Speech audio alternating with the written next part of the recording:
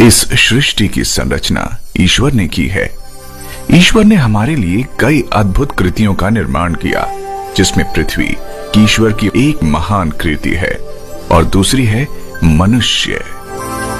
मनुष्य ईश्वर की अद्भुत या यूं कहें महानतम कृति है, जिसमें सोचने, समझने, चलने फिरने, खाने पीने और दिमाग लगाने की शक्तियां मौजूद हैं।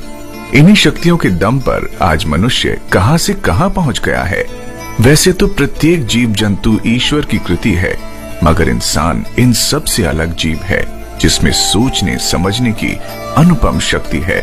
आज इंसान ने कितनी उपलब्धियों का निर्माण किया और मानवता और समाज को आगे बढ़ाया, मगर मनुष्य का शरीर कई प्राकृतिक तत्वों से बना है, जैसे हवा, पानी, अग्नि, मिट्टी और आकाश। ये सच है कि मनुष्य का शरीर नाइट्रोजन, कार्बन और खनिज जैसे प्राकृतिक तत्वों से बना है, क्योंकि इन सब से मिलकर बनती है एक कोशिका यानी सेल, जो कि हमारे शरीर को बनाने में एक इकाई का काम करती है। जिस प्रकार ईंट पर ईंट रखकर दीवार बनती है, उसी प्रकार कई सेल्स मिलकर एक टिश्यू का निर्माण करते हैं और इन्हीं टिश्युओं के जुड़ने से बनता है एक अंग यानी ऑर्गन। ऑर्गन मिलकर बनाते हैं हमारे शरीर की जैविक व्यवस्था यानी सिस्टम। हमारा शरीर इन सब सिस्टम्स की संरचना है। एग्जाम्पल के लिए, जब हम खाना खाते हैं तो हमारे शरीर का डाइजेस्टिव सिस्टम काम करता है, और जब हम सांस लेते हैं तो हमारा रेस्पिरेटरी सिस्टम काम करता है। जैसे ही हमारा हाथ किसी गर्म चीज को छूते ही अपने आप हट जाता है, तब हमारा स्वतंत्र तंत्रिका तंत्र यानी ऑटोनॉमस नर्वस सिस्टम काम करता है। यानी हमारा पूरा शरीर कई प्रकार के सिस्टम से काम करता है। मगर क्या होगा मनुष्य का जब ये सब सिस्टम्स काम करना बंद कर दें? क्योंकि आज प्रदूषित वातावरण और प्रदूषित खाद्य पदार्थ हमारे इन सब सिस्टम्स को कमजोर और खराब कर रहे हैं। हमारा आज का खराब लाइफस्टाइल भी इन सब का कारण है, क्योंकि इस पूरी कार्य प्रणाली में सबसे महत्वपूर्ण कार्य खनिज यानी मिनरल्स करते हैं। क्योंकि हमारे नर्वस सिस्टम का एक भाग न्यूरॉन है, और न्यूरॉन को अपना काम करने के लिए सोडियम और पोटेशियम की आवश्यकता होती है। इन्हीं की मदद से पूरे शरीर से संदेश मस्तिष्क को भेजे जाते हैं, और प्रत्युत्तर में मस्तिष्क अपने संदेश शरीर को भेजता है। हमारा पूरा शरीर अलग अलग खनिजों से बना है। उदाहरण के लिए, हमारी स्किन में सबसे ज्यादा जिंक होता है और हड्डियों में सबसे ज्यादा कैल्शियम पाया जाता है। दांतों में फास्फोरस और हड्डियों के जोड़ों में कैल्शियम तथा बोरोन होता है। हृदय की मांसपेशियों और धड़कन के लिए मैग्नीशियम और सिलीनियम जैसे खनिज जरूरी हैं। हमारे शरीर को ऊर्जा मेटाबॉलिक क्रिया से मिलती है। अणुओं के टूटने और जुड़ने की क्रिया को मेटाबॉलिक क्रिया कहा जाता है, क्योंकि इस क्रिया के होने पर ऊर्जा उत्पन्न होती है और उसे हमारा शरीर प्रयोग करता है। इस क्रिया को साकार करने के लिए मैग्नीशियम बहुत जरूरी है। खनिज यानी मिनरल दो प्रकार के होते हैं। पहला महीन मिनरल यानी ट्रेस मिनरल, दूसरा मुख्य मिनरल यानी मेन मिनरल। महीन यानी ट्रेस मिनरल की कैटेगरी में आते हैं जैसे iron, zinc, copper, selenium, iodine, chlorine और क्रोमियम आदि। दूसरा मुख्य मिनरल यानी मेन मिनरल की कैटेगरी में आते हैं जैसे sodium, potassium, calcium, phosphorus, magnesium, sulphur और कोबाल्ट आदि। मिनरल की कमी से हमें शरीर में कई बीमारियां होती हैं, जैसे कि बोरोन की कमी से ऑस्टियोपोरोसिस और अर्थराइटिस हो सकता है। कैल्शियम की कमी से हड्डियां और दांत कमजोर पड़ सकते हैं, और कैल्शियम हृदय की धड़कन को भी कंट्रोल करता है। क्लोरीन की कमी से जैसे बालों का गिरना, दांतों का गिरना और पाचन क्रिया का खराब हो जाना। क्रोमियम की कमी से हमारे रक्त में शुगर की मात्रा बढ़ जाती है, जिसे हम डायबिटीज कहते हैं। क्लोरीन की कमी से दांतों की ऊपरी परत खराब तथा हड्डियां कमजोर हो जाती हैं, और आयरन की कमी से हीमोग्लोबिन की मात्रा कम हो जाती है। ये सच है कि आयोडीन की कमी से गॉइटर रोग हो जाता है, जिससे मनुष्य मोटा होने लगता है और उसके मस्तिष्क की प्रतिक्रिया धीमी हो जाती है। और न जाने कितने रोग मिनरल की कमी से होते हैं, जैसे लिथियम की कमी की वजह से आदमी अपने गुस्से पर काबू नहीं रख पाता, क्योंकि उसका नाड़ी पर कंट्रोल नहीं रहता। मैग्नीशियम की कमी से हृदय धमनी, रक्त धमनियां और गुर्दे में कैल्शियम जमा होने लगता है, जिससे हृदय रोग और गुर्दे में पथरी जमा होने की संभावना ज्यादा हो जाती है।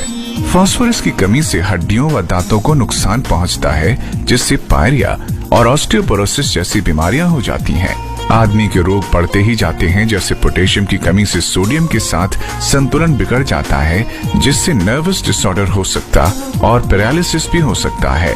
सेलेनियम की कमी से कैंसर कारक तत्व बढ़ सकते हैं और हृदय रोग का खतरा भी बढ़ जाता है। सिलिकॉन की कमी से बालों का टूटना, नाखूनों का टूटना और हड्डियों का डीफॉर्मेशन हो सकता है।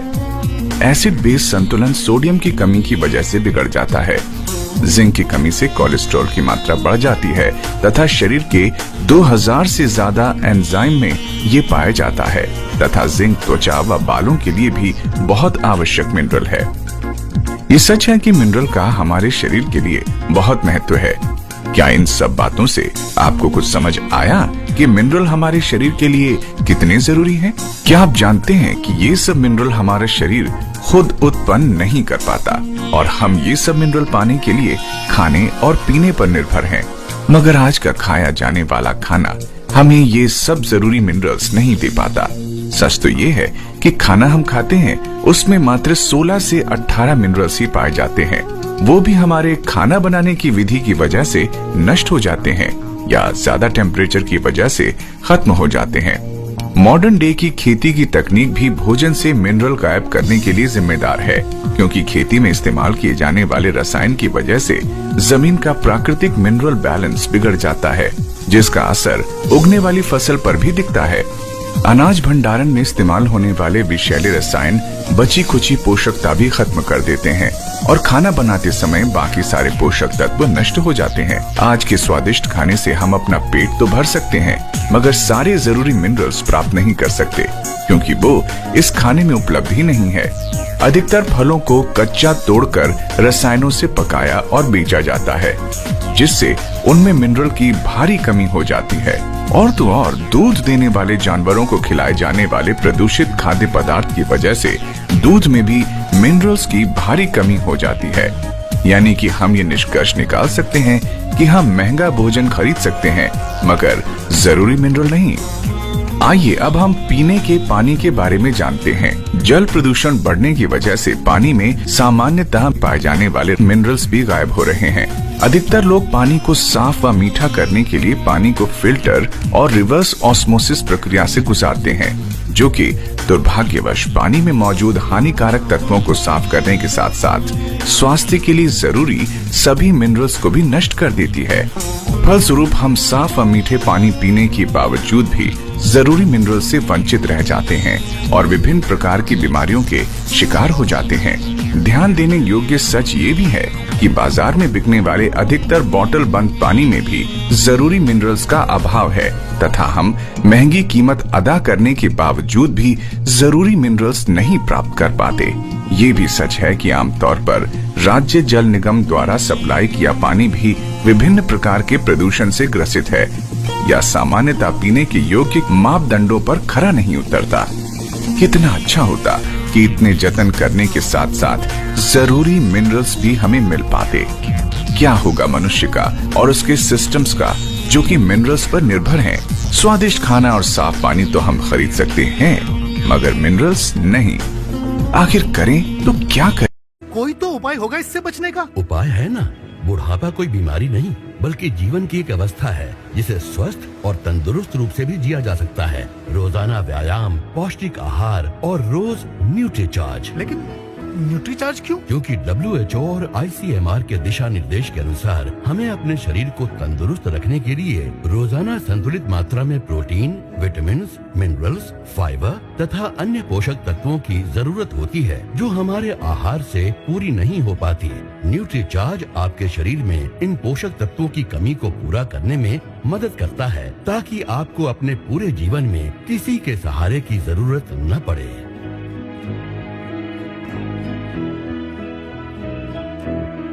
न्यूट्रीचार्ज जवानी की उम्र बढ़ाए, बुढ़ापा दूर भगाए।